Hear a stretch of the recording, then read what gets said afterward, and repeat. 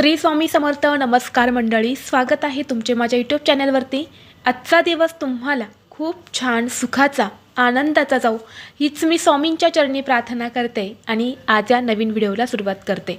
मंडळी, तुम्ही बघितलं असेल की बरेच लोक रात्री झोपण्यापूर्वी देवाला प्रार्थना करतात, देवाचं ध्यान करतात किंवा काही प्रभावी मंत्राचा जप करतात.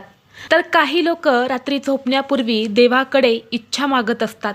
आपल्या जीवनात अशा कित्येक गोष्टी आहेत ज्या आपल्याला दिसत नाही, परंतु त्या गोष्टीचा परिणाम हा आपल्या मनावर, आपल्या नशिबावर खूप खोलवर होत असतो.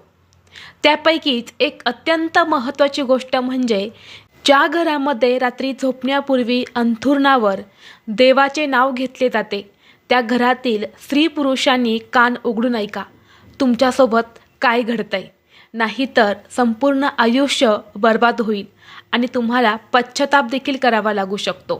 तसेच देवाचं नाव घेतल्याने तुमच्यासोबत कोणत्या गोष्टी घडू लागतात, तुमच्या जीवनावर याचे कोणते परिणाम होतात, याबद्दलची संपूर्ण माहिती या व्हिडिओमध्ये मी तुमच्यासोबत शेअर करणार आहे. त्यामुळे तुम्ही हा व्हिडिओ स्किप न करता शेवटपर्यंत नक्की पहा. चॅनलवरती नवीन असाल तर सबस्क्राईब करा आणि असेच माहितीपूर्व नवनवीन व्हिडिओ पाहण्यासाठी बेल आयकॉनलाही प्रेस करा, म्हणजे जेव्हा कधी मी नवीन व्हिडिओ अपलोड करेल त्याचं नोटिफिकेशन सर्वात अगोदर तुम्हाला भेटेल आणि तुम्ही एक पण व्हिडिओ मिस करणार नाही. तसेच हाईप बटनला देखील क्लिक करा. आज या व्हिडिओमध्ये मी तुम्हाला खूप महत्त्वाची माहिती सांगणार आहे. मंडळी, जर तुम्हीही देवाचं नामस्मरण करत झोपत असाल तर समजा तुमचं आयुष्य बदललंय.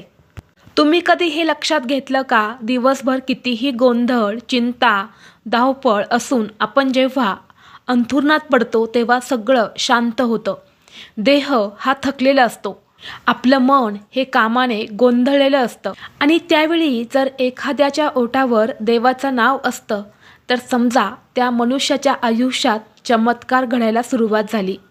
आणि म्हणून तुम्ही दररोज रात्री झोपण्याआधी जर देवांचं नाव घेत असाल आणि यानंतर झोपत असाल तर ते खूप महत्त्वाचे आहे. कारण तुम्ही त्या क्षणी केवळ जप करत नाही तर देवाशी जोडलेली ऊर्जा आपल्या शरीरात, मनात आणि आत्म्यात जागवतात. कारण मंडळी, ज्योतिषशास्त्रानुसार झोपण्याआधीचा क्षण हा खूप खास असतो. कारण आपल्या शास्त्रामध्ये म्हटलं आहे की नामस्मरण हेच कलियुगातील सर्वात शक्तिशाली साधन आहे. देवांच्या नावात स्वयंसिद्ध चैतन्य असते. आपण आपल्या आयुष्यात अनेक गोष्टींची ऊर्जा पाहत असतो. त्यामध्ये विजेची ऊर्जा, सूर्याची ऊर्जा आणि पाण्याची देखील ऊर्जा असते.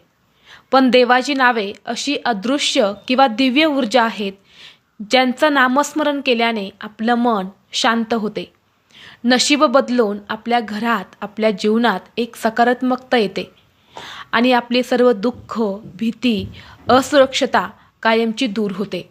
आणि झोपण्याआधीचा जो क्षण असतो, जो वेळ असतो, तर ते आपलं अवचेतन मन म्हणजेच सबकॉन्शियस माइंड सर्वात जास्त सक्रिय होतं.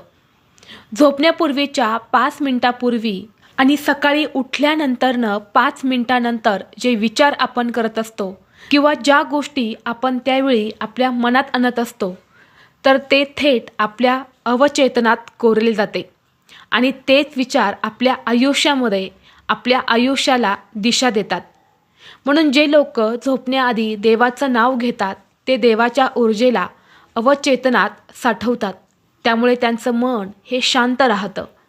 भीती, नकारात्मकता, दुःख, चिंता दूर होते. दिवसभरामध्ये आपण अनेक वेगवेगळ्या ठिकाणी जात असतो.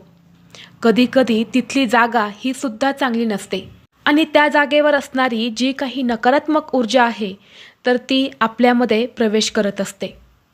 तसेच आपण दिवसभरामध्ये अनेक लोकांना भेटत असतो, त्यांचे विचार घेत असतो, नकारात्मकता शोषून घेत असतो किंवा कामाचा ताणतणाव, घरात असणाऱ्या कामाचा ताणतणाव घेत असतो आणि त्याचा भारसुद्धा आपण आपल्या मनावर टाकत असतो.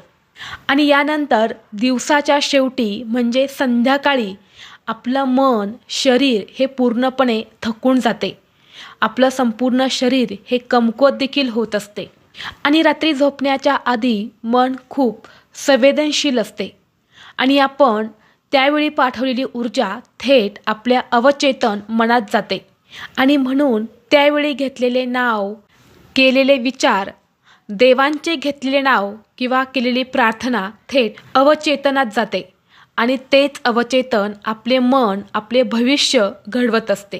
देवाचं नाव हे स्पंदन आणि कंपन आहे.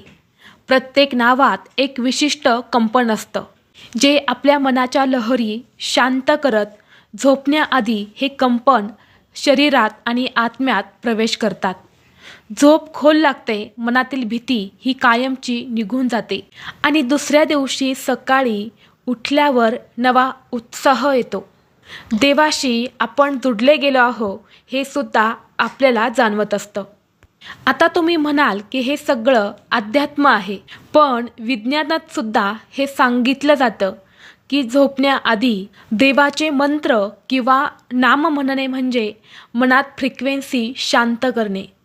जेव्हा तुम्ही ओम गण गणपतये नमः किंवा जय राम श्रीराम जय जय राम हा श्रीरामाचा मंत्र म्हणता, तेव्हा तुमचा ब्रेन अल्फा किंवा थीटा फ्रिक्वेन्सीमध्ये जात असतो. हीच फ्रिक्वेन्सी ध्यानाच्या वेळी मिळते आणि याच अवस्थेत आपला मेंदू आध्यात्मिक ऊर्जा शोषून घेतो.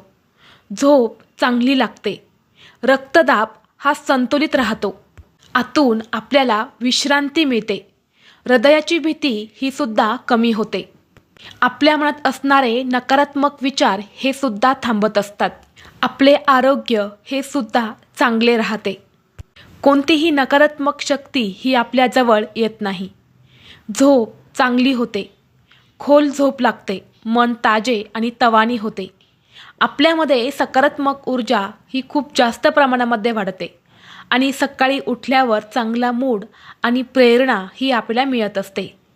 आपली आध्यात्मिक प्रगती हळूहळू आत्मा जागृत होतो, देवाची अनुभूती मिळते. धनलक्ष्मीचा योग, जिथे देवाचं स्मरण असतं तिथे दारिद्र्य कधीच राहत नाही, तिथली संपूर्ण गरिबी ही नष्ट होते. जिथं तुमचं मन आपोआप आठवतं ज्याच्यावर तुमचा विश्वास आहे त्याचं नाव घ्या. संकटातून मुक्ती हवी असेल तर ओम गण गणपतये नमः म्हणजेच गणपती बाप्पांचं नामस्मरण करा. लक्ष्मी प्राप्तीसाठी आणि धनप्राप्तीसाठी महालक्ष्मीचं नामस्मरण करावं. आरोग्यासाठी दत्तगुरूंचं नामस्मरण करा. मनशांतीसाठी साईनाम आणि आध्यात्मिक उन्नतीसाठी भगवान शिवाचं नाव घ्या. आता झोपण्याआधी तुम्हाला काय करायचं आहे? सर्वप्रथम तुम्हाला हातपाय स्वच्छ धुवून बसायचं आहे. असं म्हणतात की जेव्हा आपण झोपण्यापूर्वी आपले हातपाय धुतो तेव्हा आपल्याला झोप ही सुद्धा चांगली लागत असते. दिवसभरामध्ये आपण ज्या काही नकारात्मक गोष्टींना सामोरे गेलो आहे तर त्या सर्व नकारात्मक गोष्टी या आपल्यापासून दूरच राहतात. त्याचा कोणताही नकारात्मक परिणाम हा आपल्या आरोग्यावरती होत नाही. आता हातपाय धुवून बसल्यानंतर 1 ते 2 मिनिटे तुम्हाला शांत बसायचं आहे. आपल्या श्वासावर तुम्हाला लक्ष केंद्रित करायचं आहे. यानंतर तुम्हाला देवाचं नाव घ्यायचं आहे. तुम्ही ज्यांना गुरु मानला आहे त्या गुरूंचं नाव घेऊ शकतात, श्री स्वामी समर्थ महाराजांचं नाव घेऊ शकतात किंवा तुम्ही ओम नमः शिवाय म्हणजेच भगवान महादेवांचं नाव घेऊ शकता. तर असे देवाचं नाव तुम्हाला घ्यायचं आहे. यानंतर तुमच्या मनातला सगळा गोंधळ, तुमच्या सर्व समस्या या तुम्हाला देवाच्या चरणी अर्पण करायच्या आहे. तुम्ही स्वतः देवाजवळ जात आहे अशी कल्पना तुम्हाला मनातल्या मनात करायची आहे आणि जेव्हा तुम्ही अशी कल्पना करता तेव्हा तुमचं मन हे हळूहळू शांत होते आणि तशीच तुम्हाला स्वतःहून झोपसुद्धा लागत असते. देवाचं नामस्मरण हे अवचेतन संवादाचे साधन मानले जाते. तुम्ही देवाशी संवाद साधत असता तेव्हा देव तुमचं जीवन आपल्या हातात घेतो.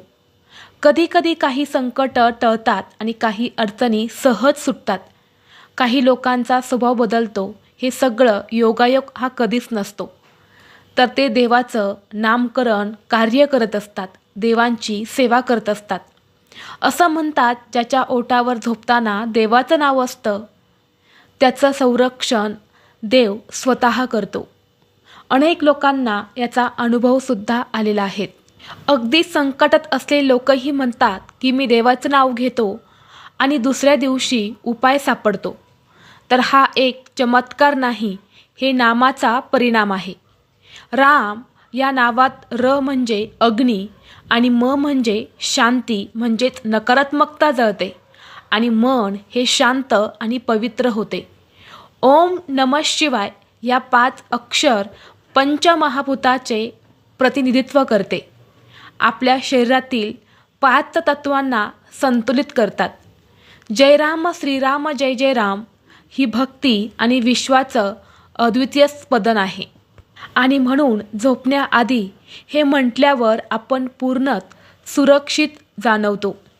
जेव्हा आपण झोपतो तेव्हा झोपताना आपलं शरीर हे विश्रांती घेत असते, पण आत्मा हा प्रवेश करत असतो.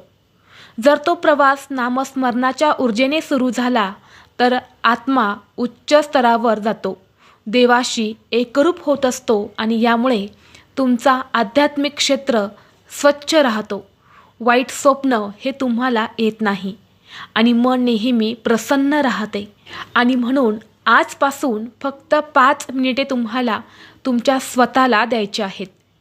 झोपण्याआधी तुम्हाला मोबाईल किंवा चिंता, वाईट विचार हे तुमच्यापासून तुम्हाला बाजूला ठेवायचे आहे आणि फक्त देवाचं नाव घ्यायचं आहे. हे नाव तुमचं कवच आहे, तुमचं संरक्षण कवच आहे. जसं लहानपणी आई अंगाई गीत गात असे आणि तुम्ही लगेच शांत झोपी जात असे, अगदी तसेच तुम्हाला आजपासूनच देवाचं नाव हेच एक अंगाई गीत बनवायचं आहे. आणि तुमच्या आयुष्यात असा एक दिवस येईल की जेव्हा तुम्ही स्वतः जाणवाल की देव कधी दूर नव्हता, तो तर तुमच्यातच होता.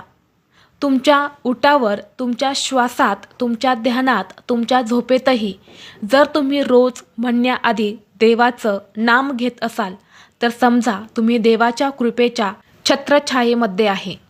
कारण शास्त्रानुसार पहिले तर देवाच्या नावाचा जप करण्यात फार शक्ती असते आणि तुम्हाला याचे फळ हे मिळत असते. झोपत असताना देवाच्या नावाचा जप करणे फार दुर्मिळ असते, कारण असे तोच करू शकतो ज्याने समाधीची 4थी अवस्था गाठलेली आहे. पण जर योगी व्यक्तीशिवाय जेव्हा एखादा सामान्य माणूस किंवा सामान्य स्त्री असे करू शकते, तर याचा अर्थ असा आहे की या माणसाच्या अंतर्मनातही साक्षात परमेश्वर आहे. आणि लोक ही अवस्था प्राप्त करण्यासाठी खूप प्रयत्न करतात, कारण झोपेतही तुम्ही जर देवाच्या नावाचा जप करत असाल तर नामजपाचा लाभ हा तुम्हाला त्यावेळेत सुद्धा मिळत असतो.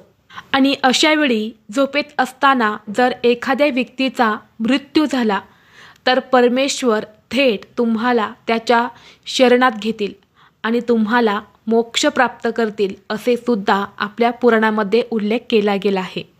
आता या व्हिडिओच्या शेवटी मी तुम्हाला सांगणार आहे की झोपण्याच्या आधी किंवा झोपण्याच्या वेळी कोणत्या मंत्रांचा जप करावा. तर पहा, जर तुमचं रात्री झोपताना डोकं शांत राहत नसेल, तुमच्या डोक्यात बाहेरचे चांगले किंवा वाईट विचार येत असेल, तुमच्या डोक्यात नकारात्मक विचार येत असतील. बऱ्याच जणांना नकारात्मक विचार हे करायचे नसतात, परंतु रात्री झोपल्यानंतर त्यांच्या मनात आपोआपच नकारात्मक विचार येतात आणि त्याचा त्रास हा सुद्धा तुम्हाला होत असतो. यामुळे शांत झोप ही सुद्धा लागत नाही.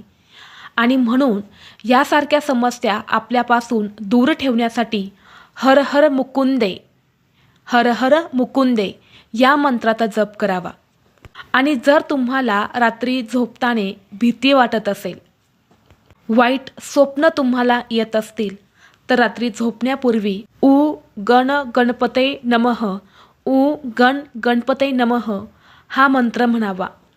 आणि जर तुम्हाला आयुष्यामध्ये सर्व काही प्राप्त करायचं असेल, येणारा दिवस किंवा उगवणारा दिवस हा आपल्यासाठी आनंद घेऊन यावा असं तुम्हाला वाटत असेल, तर श्री स्वामी समर्थ या मंत्राचा जप करावा किंवा ओम श्री महालक्ष्मी नमः या मंत्राचा जप करावा. तर ही अत्यंत महत्त्वाची माहिती मला तुमच्यापर्यंत शेअर करायची होती. व्हिडिओ तुम्हाला आवडला तर लाईक करा, चॅनलवरती नवीन असाल तर सबस्क्राईब करा आणि हा व्हिडिओ आपल्या मित्रपरिवारासोबत जास्तीत जास्त शेअर करा. चला तर मग भेटू असंच पुढल्या एका नवीन व्हिडिओमध्ये. तोपर्यंत सर्वांना श्री स्वामी समर्थ.